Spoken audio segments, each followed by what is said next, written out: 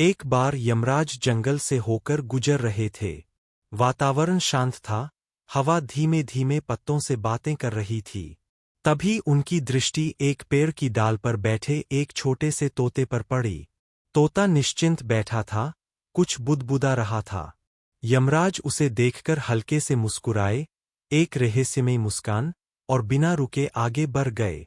लेकिन वह मुस्कान तोते के मन में घर कर गई। वह काँप उठा। मृत्यु के देवता मुझे देखकर मुस्कुराए हैं। इसका मतलब मेरा अंत पास है। यही सोचकर उसका हृदय भय से भर गया। डर के मारे तोता उड़ता हुआ गरुड़ देव के पास पहुंचा। कांपती आवाज में उसने सारी बात कह दी। गरुड़ देव ने उसे देखा, नन्हा, डरा हुआ, जीवन से चिपका हुआ। उनके मन में करुणा जाग उठी। डरो मत, गरुड़ बोले, जब तक मैं हूं, तुम्हें कुछ नहीं होगा।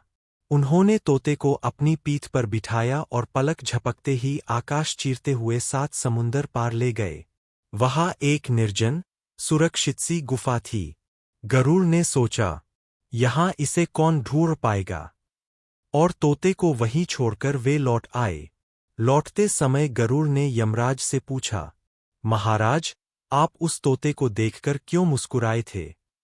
यमराज शांत स्वर में बोले, मैं इसलिए मुस्कुराया था क्योंकि विधि के विधान के अनुसार उस तोते की मृत्यु कुछ ही क्षणों बाद यहीं से 7 समुंदर पार, एक गुफा में एक बिल्ली या सांप के हाथों लिखी थी। मैं यही सोच रहा था कि इतना छोटा पक्षी इतनी दूर इतनी जल्दी कैसे पहुंचेगा। इतना सुनते ही गरुड़ स्तब्ध रह गए। उसी क्षण उन्हें सत्य समझ में आ गया, जिसे वे बचाने चले थे, अनजाने में उसी को उसकी नियति तक पहुंचा आए थे।